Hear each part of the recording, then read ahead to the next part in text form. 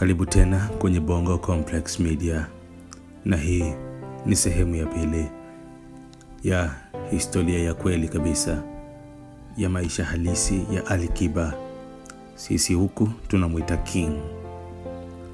Sehemu ya kwanza nilizungumzia vitu vingi sana, lakini sehemu ya pili nitaangazia mafanikio zaidi, tuzo zote alizowahi kubeba, Crown Media alivyowahi kuifungua, matamasha makubwa aliyowahi kufanya, record label yake kubwa aliyowahi kuifungua, na mafanikio mengi mazuri collaboration alizowahi kufanya, na maajabu mengi ya King Kiba utayapata hapa kwenye sehemu ya pili ya simulizi ya kweli juu ya maisha yake King Kiba. Mnamo mwaka 2011 Ali alisimama hivi kufanya muziki, lakini alikuwa anashirikiana na wasanii wengine wengi tu. Lakini mnamo mwaka 2014 hapo ndipo alipoweza kurudi kwa Money Water na kuweza kuachia ngoma yake hatari kweli kweli iliyokwenda kwa jina la Mwana. Video hii ilishutiwa South Africa, na maanisha pale bondeni Durban, Afrika ya Kusini. Ama hakika kama ilimrudisha tena hivi Ali kwenye game na kuweza kumpa tuzo kebe na washabiki kuweza kurudi tena kwa mara nyingine. Lakini hapa kama alikuwa ameshachelewa hivi, kwa sababu Diamond Platinum alikuwa ameshaonyesha mapembe yake kwa kina zaidi. Lakini mkubwa ni mkubwa tu. Mwamba alichukua kitambaa akakifuta kiti chake, kisha akakikalia tena.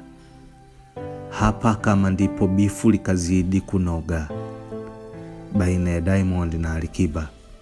Lakini kwenye sehemu ya tatu ya simulizi hii nitakueleza chanzo cha bifu kati ya Diamond na Ali Kiba ni nini.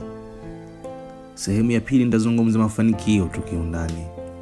Kweli huyo ni legend wa muziki Tanzania.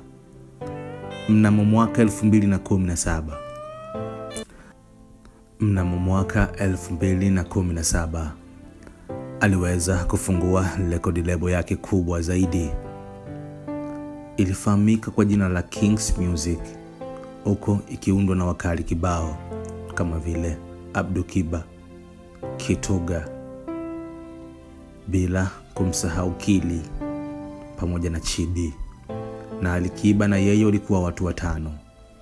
Lakini baada ya muda Chidi na Kili waliondoka, wakaenda kujiunga na record label ya Harmonize iliyofahamika kwa jina la Konde Gang. Diamond na Ali Kiba wamekuwa wakifanya vizuri zaidi kwenye industry, hasa ya Bongo Flava, yani kuichangamsha game na kuutangaza muziki kimataifa.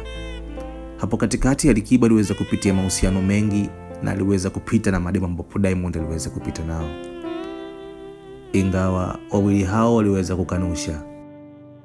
Lakini mwanzoni mwa miaka ya 20 Ali Kiba aliweza kufyatua albamu yake bora akiita The Only One King, ikimaanisha mfalme ni mmoja tu. Lakini hapa nakuletea tuzo zaidi ya 30 alizowahi kuchukua Ali Kiba kwenye karia ya maisha yake ya muziki, na nitaichambua tuzo moja baada ya nyingine. Mwaka aliyoanza kuchukua tuzo hizo, na hapa nitazungumzia tuzo kubwa tu. Tuzo ndogo ndogo zinafika zaidi ya 60, lakini muda hautotosha kuzichambua tuzo zote. Lakini kwanza sijaanza kuzichambua tuzo hizo, kama bado haujasubscribe channel yako hii ya Bongo Complex, na kuomba uweze kufanya hivyo ili uwe wa kwanza kupata taarifa zetu mara pale pindi tu zinapoweza kutoka. Na kuomba sana ndugu yangu uweze kusubscribe channel yetu hii ya Bongo Complex. Tukianza na tuzo za hapa nyumbani Tanzania, tutazungumzia Tanzania Music Awards ama KELI Awards 2012. Aliweza kushinda tuzo 2, nyimbo ikiwa Dushelele pamoja na Nainai. Nainai aliweza kushirikiana na Omari Nyembo. Aliweza kushinda tuzo ya The Best Zuko ama Rumba, na The Best Collaboration.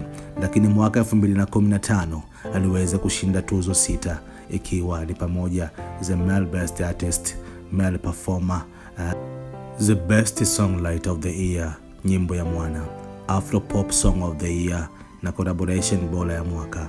Mwaka 2022 aliweza kushinda tuzo 5 pamoja albamu ya mwaka, The Only One King na tuzo zinginezo nyingi tu.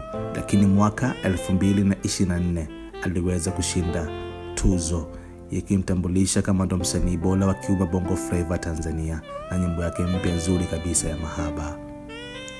Lakini tuzo hazikuishia hapo.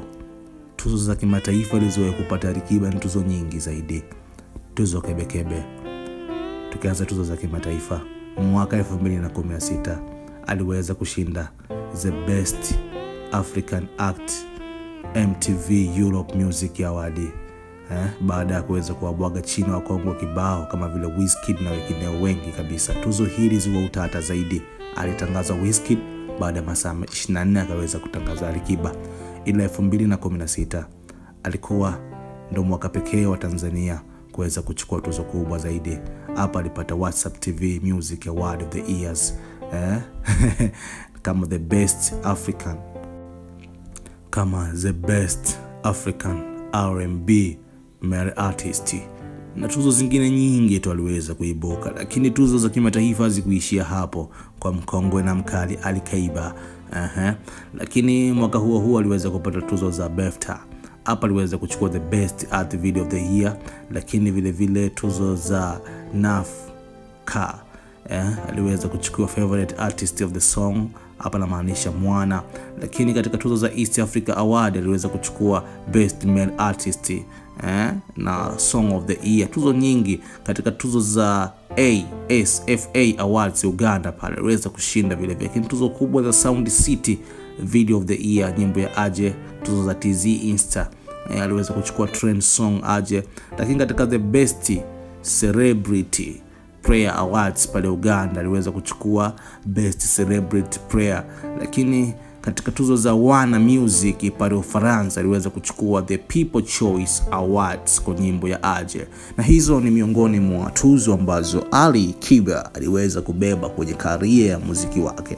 Lakini mwanzoni mwa mwaka 2024 iliweza kutangazwa media kubwa zaidi, Crown Digital, Crown FM, Crown TV, ZTV ambazo zinafanya vizuri kwa sasa hapa Tanzania, na ni media aliweza kujibebea wakali kibao, waandishi wa habari kebekebe, bila kumsahau Mwijaku, Sarim Kikeke na wengine wengi tu walienda kuungana na Crown Media. Usisahau kusubscribe channel hii.